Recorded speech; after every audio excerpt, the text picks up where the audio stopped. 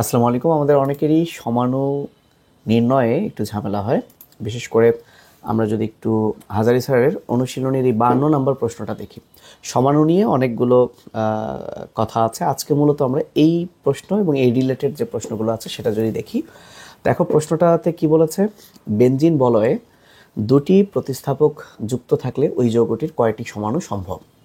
আচ্ছা, তো বেনজিন এটা একটা অ্যারোমেটিক যৌগ, আমরা সকলেই জানি। তো অ্যারোমেটিক যৌগের সমানুতা আসলে কিভাবে বের করতে হয়, তিনটা ওয়ে আছে। নাম্বার এক হচ্ছে প্রতিস্থাপক যদি একটি থাকে। আচ্ছা, এই কথাটার অর্থ কি? এই কথাটার অর্থ যদি একটু খেয়াল করি, এই যেটা হচ্ছে বেনজিন আমরা সবাই জানি, কিন্তু এর সাথে CH3 যুক্ত হয়েছে, ফলে এটা আর এখন বেনজিন নাই, এটা টলুইন হয়েছে। আচ্ছা, আমরা তো জানি বেনজিন হচ্ছে C6H6, রাইট?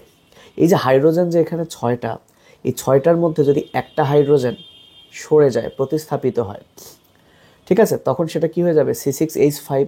এখন কি দ্বারা প্রতিস্থাপন হয়েছে দেখো, এই ছবিতে মিথাইল মূলক দ্বারা প্রতিস্থাপন হয়েছে। ওকে, তার মানে এখানে প্রতিস্থাপক কয়টা? প্রতিস্থাপক একটা। আচ্ছা, একটা প্রতিস্থাপক হলে এর নাম তো টলুইন। এখন দেখো তো, এই মিথাইল মূলকটা এই পজিশনে বা এই কার্বনে না বসে যদি সে এখানে বসতো, তাহলেও তার নাম টলুইন। এখানে যদি বসতো, তখনও তার নাম কি? টলুইনই হইতো। তার মানে যদি প্রতিস্থাপক একটা থাকে, সেটা যদি এরকম সংকেত না দিয়ে মেডিকেলে এভাবে আসতে পারে C6H5CH3। আচ্ছা, এখানে CH3 না বসে ক্লোরিন দিতে পারে, CH3-র পরিবর্তে অ্যামিন বসতে পারে, তখন হয়ে যাবে টলুইন। COOH থাকতে পারে, তখন হয়ে যাবে বেনজোইক অ্যাসিড। মানে যাই হোক, যদি প্রতিস্থাপক একটা হয় তাহলে কিন্তু তার কোনো আর সমাণু থাকছে না। কেন সমাণু থাকছে না? কারণ প্রতিস্থাপক একটা হলে, যদি ধরো এখানে ক্লোরিন থাকে, তাহলে এর নাম ক্লোরোবেনজিন। এখন এই ক্লোরিন যে কার্বনেই থাক, সেটা তো ক্লোরোবেনজিন, ভিন্ন কিছু তো আর হচ্ছে না, সেম জিনিস। তাহলে মনে রাখো, বেনজিনে যদি প্রতিস্থাপক একটি থাকে তাহলে এর কোনো সমাণু নাই। এখন আসো, যদি প্রতিস্থাপক দুইটা থাকে তাহলে কয়টা সমাণু, যেটাই আসলে প্রশ্নটা ছিল। আচ্ছা, দুইটা থাকলে কেমন হতে পারে দেখো, এই যে একটা যখন মিথাইল ছিল তখন নাম ছিল টলুইন। আচ্ছা, দুইটা মিথাইল থাকলে নাম কি? জাইলিন। আচ্ছা, মনে করো এটা 1 নাম্বার কার্বন, এটা 2 নাম্বার কার্বন, তাহলে এটাকে আমরা এভাবেও বলতে পারি 1,2-ডাইমিথাইল বেনজিন, 1,2-ডাইমিথাইল বেনজিন। তাহলে প্রতিস্থাপক কয়টা? প্রতিস্থাপক কিন্তু দুইটা, দুইটা মিথাইল, তাহলে দুইটা হাইড্রোজেনকে প্রতিস্থাপিত করছে। এখন দুইটা প্রতিস্থাপক হলে হবে কি, এটা যেহেতু 1,2, পরেরটা কিন্তু 1,3, যেটাকে আমরা মেটাজাইলিন বলবো। তারপরেরটা কিন্তু 1, তারপর এটা 2, 3, 4, তাহলে 1,4 মানে প্যারাজাইলিন। তার মানে দেখো, এই জাইলিনেরই তিনটা সমাণু হলো, একটা অর্থ, একটা মেটা, একটা প্যারা। অর্থাৎ একটা 1,2, একটা 1,3, একটা 1,4। তার মানে প্রতিস্থাপক যদি দুইটা থাকে, জেনে রাখো সেই দুইটা একইও হইতে পারে, ভিন্ন হইতে পারে। ধরো এখানে মিথাইল আছে, এখানে ক্লোরিন থাকতে পারে, সব যে কোনো কিছু থাকতে পারে। দুইটা প্রতিস্থাপক থাকলে সমাণু কিন্তু হয়ে যাচ্ছে তিনটা। কয়টা হয়ে যাচ্ছে? তিনটা। তাহলে প্রতিস্থাপক যদি একটা থাকে কোনো সমাণু নাই, দুইটা থাকলে সমাণু তিনটা। এখন যদি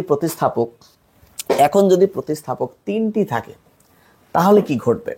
প্রতিস্থাপক যদি তিনটি থাকে তাহলে সমাণু 3ও হইতে পারে, 6ও হইতে পারে, 10ও হইতে পারে।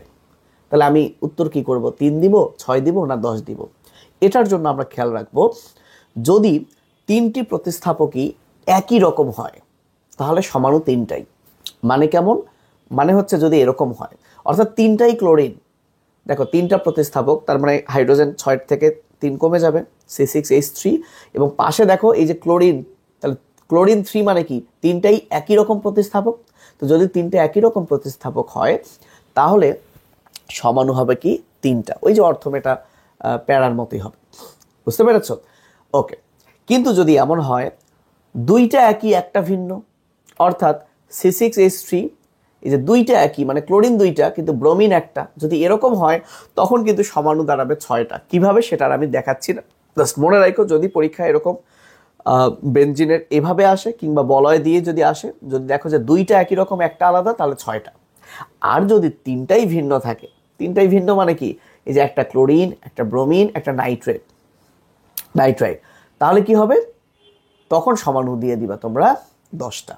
বুঝতে পারছো? তাহলে এই যে যতটুকু পড়ালাম, এটাকে যদি আমি একটু সামারি করি, তো প্রতিস্থাপক একটা থাকলে নাই, দুইটা থাকলে সমাণু তিনটা, আর তিনটা থাকলে 3, 6, 10। কখন 3? যদি একই হয়। কখন 6? দুইটা একই একটা আলাদা। কখন 10? তিনটাই আলাদা। বুঝতে পারছো?